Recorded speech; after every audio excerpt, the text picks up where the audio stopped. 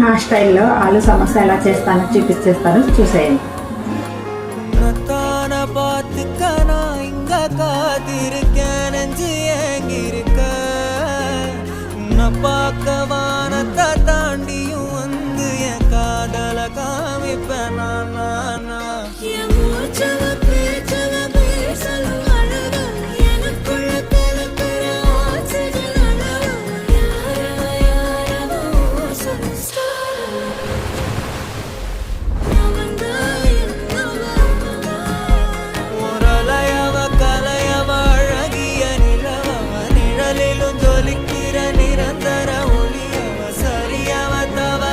சிரிக்கிற சிரிப்புக்கு அவதான் காரணம்.